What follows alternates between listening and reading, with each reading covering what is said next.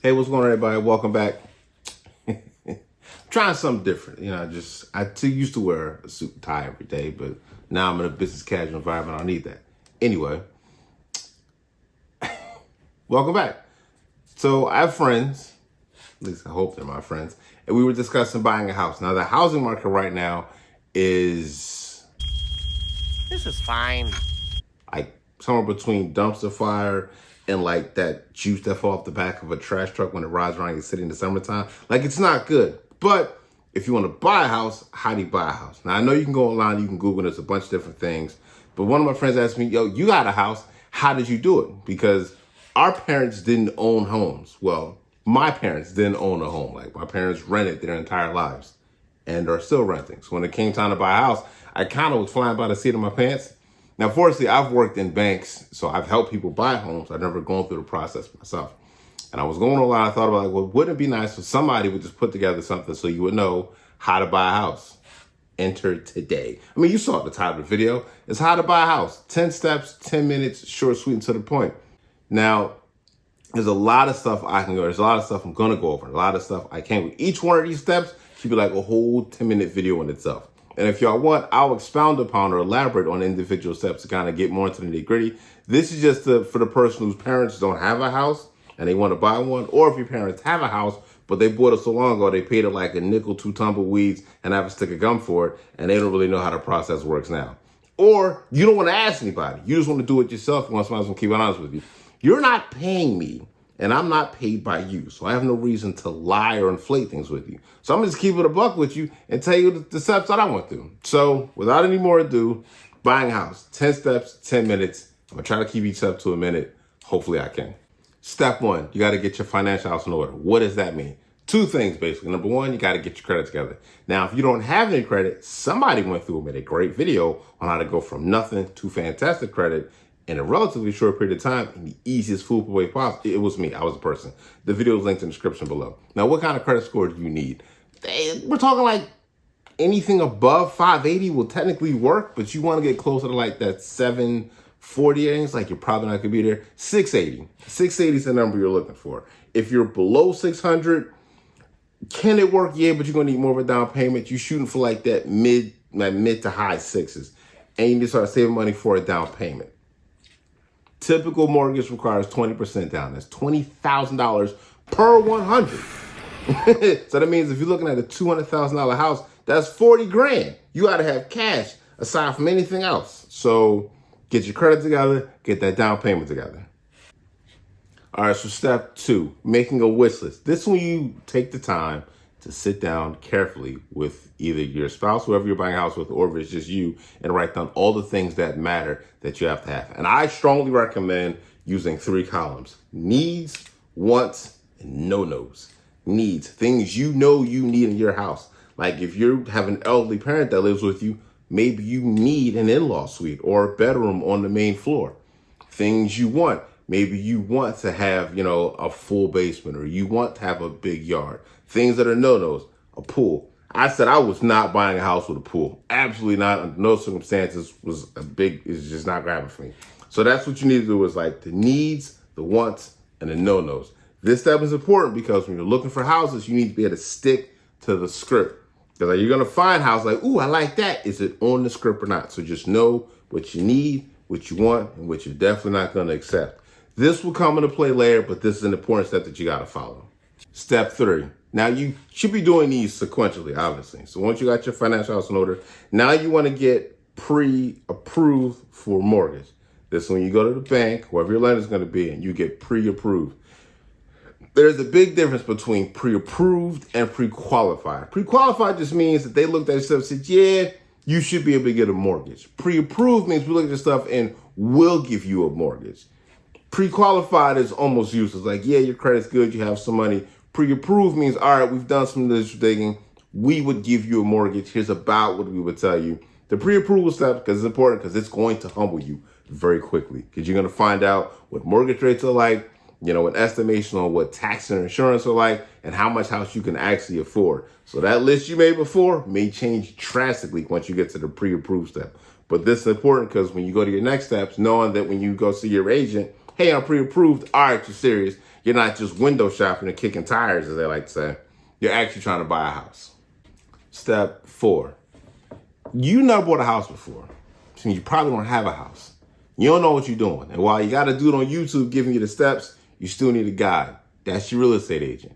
Now, there is no shortage of agents who are advertising everywhere, who will always want to help you buy a house because they want some of that sweet commission. However, when looking for an agent, referrals are good, but I use the vibe. I hate the way that sounds, but you got to know the cut of somebody's jib. When you're speaking to them, is this someone you can have a candid conversation with? Are they being candid and honest with you? Are they gonna be direct and forthcoming with you? Because they're gonna be the ones that help you find a home, give you access to like the MLS listings, to walk you through this process, gonna negotiate for you. This is like someone you can be walking lockstep with. So if you don't like them or you don't get along with them, they just ain't vibing with you, cut them loose. But you need to find you a good, strong real estate agent. All right, step 5.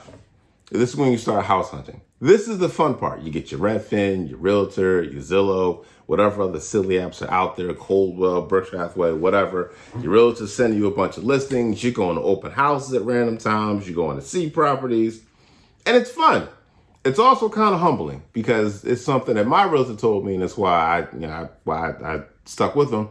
It's not what you want. It's what's for sale. So you made this fantastic list of needs, wants, and no-nos, but if no house fits that, where's your flexibility? Where can you kind of, well, I need this, or I want this, or I'd like to have this, or I can kind of suffer through this, but I'll be honest with you, it's humbling. You're going to be doing this for days, weeks, or in my case, months, because let me be clear, this is the largest purchase you are ever going to make in your life. Take your time. If you are pressed to move from where you are for whatever reason, that's cool, but take your time. This is the largest purchase you're going to make in your life, typically. Slightly over the time, but that's cool. I'll make it up. Step 6. Now you're going to make an offer. You've spent days, weeks, maybe for months going from house to house, looking at listing after listing, seeing houses where they smell like smoke, some houses that pet dander, going to random people's homes and just walking around and saying, all right, I want to buy this house. Fun fact, just because it's for sale doesn't mean you can buy it. Your real estate agent, that person you hooked yourself up with, will help you look at comparable houses in the area, with comparable like square footage and bedrooms, and see if what they're asking is a fair price and help you craft up an offer for it. Yes, an offer, because if they're asking for $250 and you offer $250, they can still just say no. What? That was the trip. And I was like, I offer what they asked. What do you mean they said no? They went with someone else. What do you mean? Like, I gave them what they wanted. But anyway, you put an offer in. If you're lucky, it gets accepted. Sometimes it won't. It happens. This step, you miss a step, you back at the next one. You're still looking for a house. But the next step is for you to make an offer. All things go well, it gets accepted. If your house got accepted on the first try, let me know, because that is not something that I saw too often, because when I was going for a house, it was a seller's market, and I went to a house and it was an open house and there were 7 offers on it that day. What? Bro, what are you talking about, man? And I was like, this house ain't even that nice for it to have 7 offers on it. Like, I'm good. Like, it was a nice house, but not fight over 7 people for it. Absolutely not. But anyway, if you like the content, like what I'm doing, help support me, like the video. If you have any feedback, or if you're a realtor looking for people, as weird as that may sound, leave a comment. But if there's something y'all want me to cover, you want me to do differently, let me know. But I appreciate all the subscribers. The channel's had a lot of growth, and I'm trying to help as many people as I can. And hopefully this video makes it to the right person at the right time. Step 7, home inspection. Remember that lovely home that you waited for and you put in the offer and accepted it? Now you get to find out all the things that are wrong with it. Let's look at the bones, we'll say. Listen, you're not a home inspector, you're not a contractor, and even if you are, you weren't at work that day. That house that you saw is not perfect. There are things wrong with it, things you don't know to look for. You got to get a home inspection. Depending upon how your financing is, you may have multiple home inspections. But an inspector is going to look for all the things that you won't know to look for, and it's highly, highly advised that you get them. Can you waive it? Technically, yes. I strongly advise against that. And if you don't understand why you need an inspector, just look up on TikTok or YouTube home inspections, and you're starting the phrase, that ain't right, because something ain't right.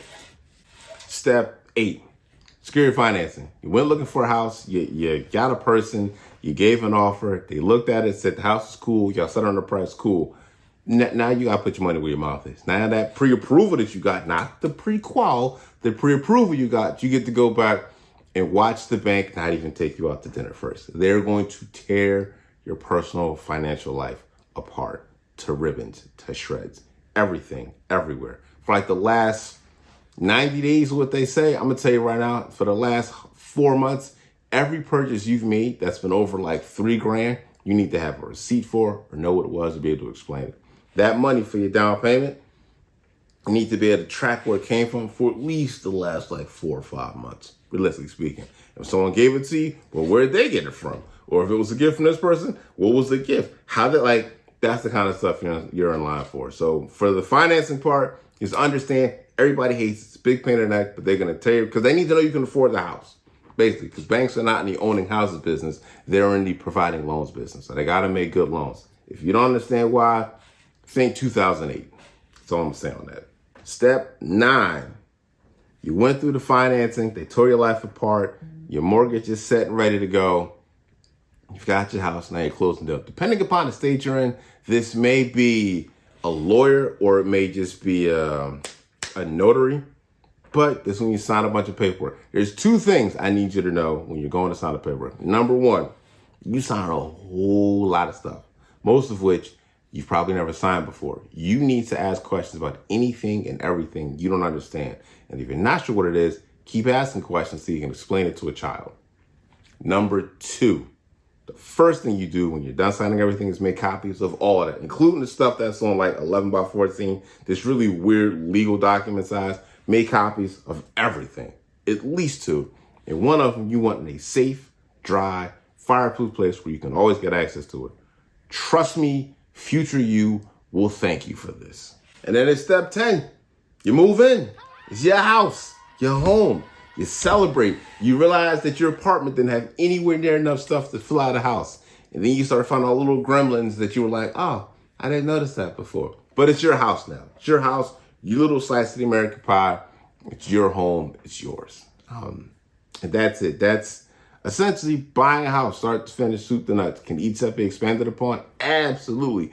That I kind of glaze over some stuff for brevity? Sure. But that's the video, man. It's how to buy a house, 10 minutes, 10 steps.